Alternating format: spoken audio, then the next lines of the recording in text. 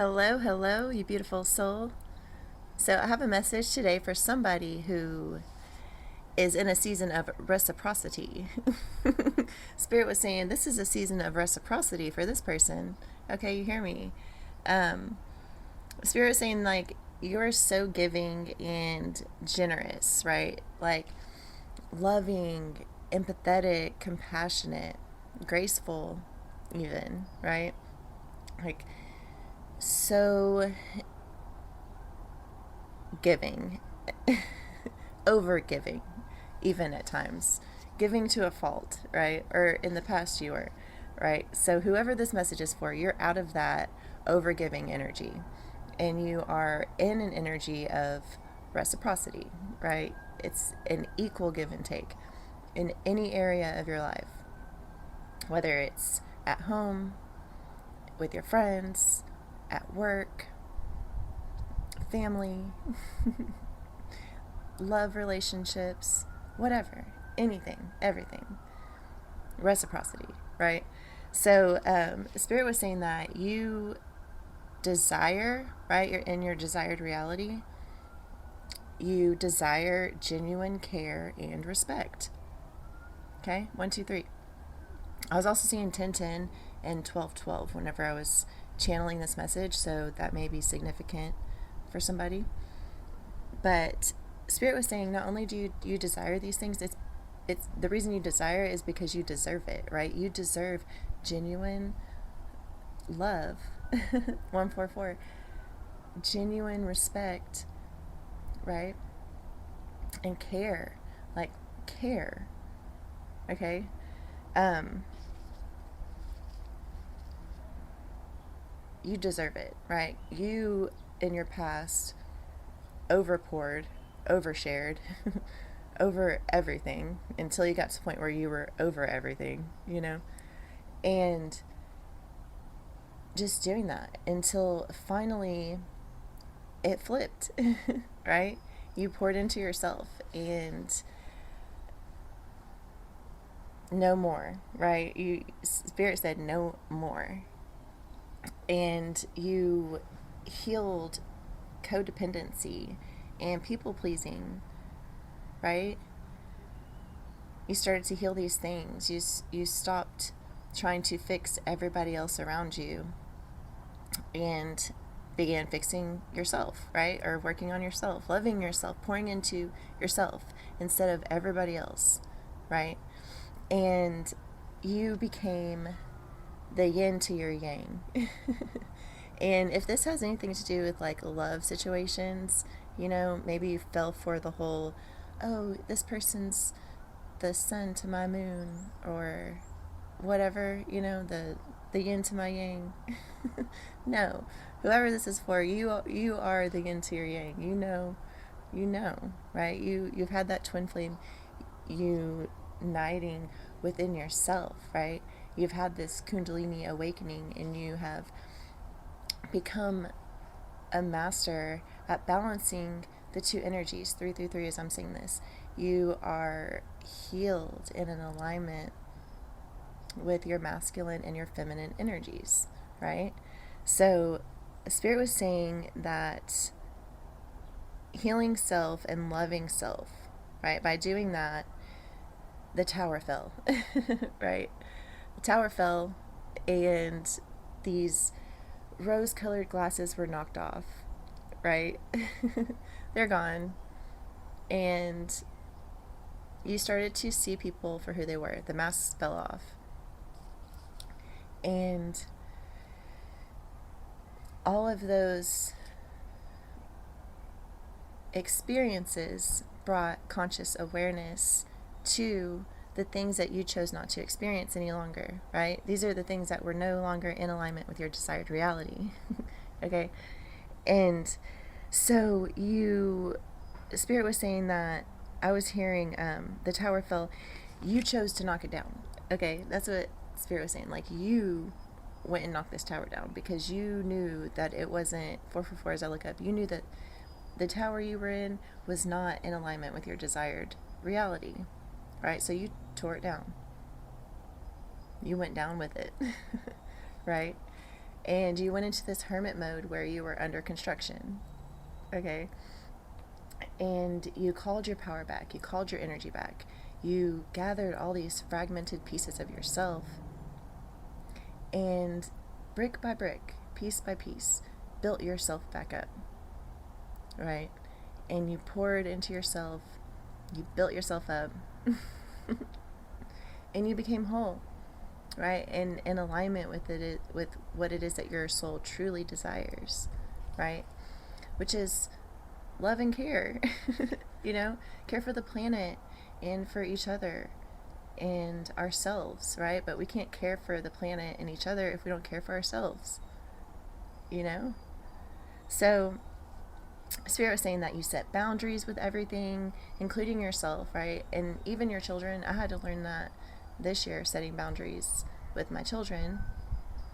They get a little pushy sometimes, and I have to set boundaries and let them know, hey, I deserve a minute or whatever, I deserve some time.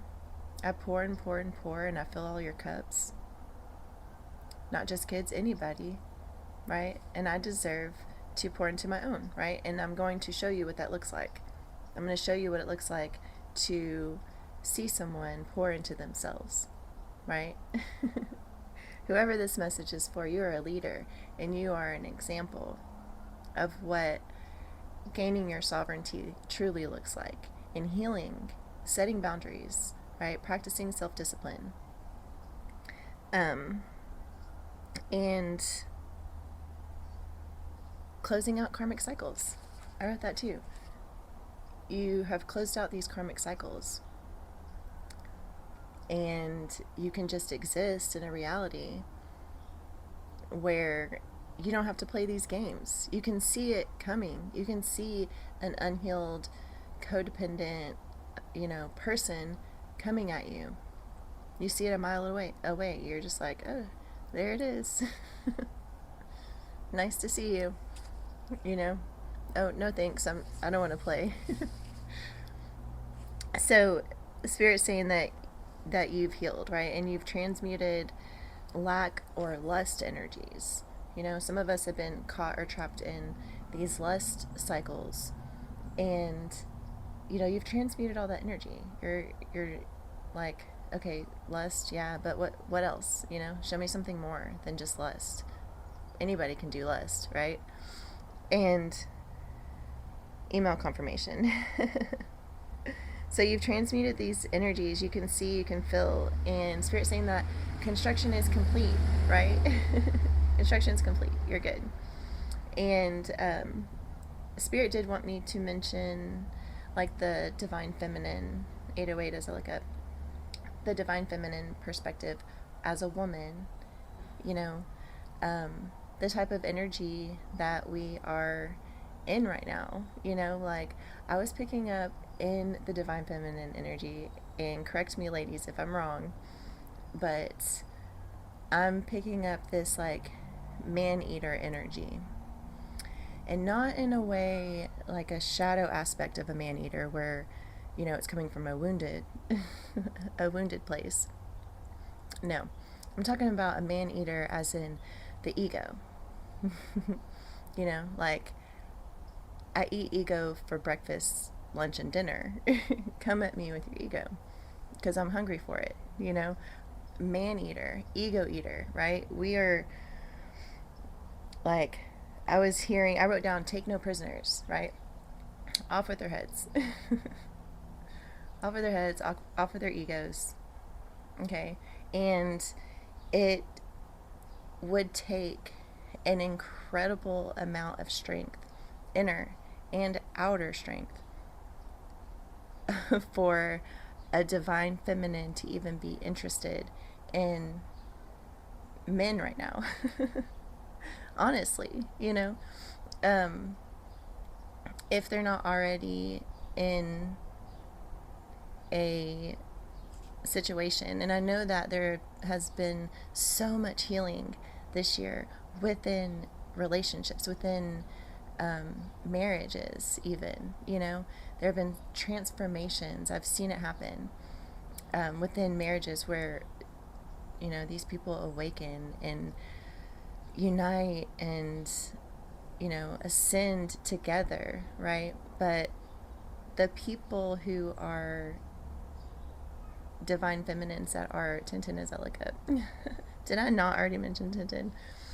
The divine feminines that are very comfortable just by themselves, right? And like in their bliss, in their sovereignty, are really trying to maintain that, right? Like, we hold our energy so sacred and dear, and it is so, you know, worthy of reciprocation.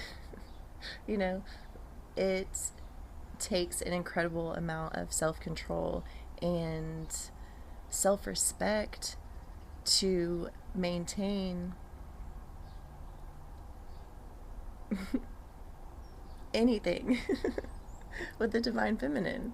You know, we're just on a whole nother level. I'm talking, it is out of control. The energies that I've been tapping into as far as the divine feminines right now, 1111, and the twin flame unions within self, but also divine counterparts meeting up in the physical, right? Because we manifest internally by having these divine unions within ourselves, and then if that is what you desire in the 3D, is to have a, you know, divine counterpart, uniting or whatever situation, then it will manifest, right? So it's amazing. I love this so much. I'm so proud of you, whoever you are. I'm proud of myself because I've done this too, right? Like, I've taken the steps, I've been doing the walk and learning the lessons, just face on, learning lessons, doing the thing. And so have you, and you're amazing, and you're so powerful and needed and beautiful. I love you, 1212. I love you so much. You're amazing.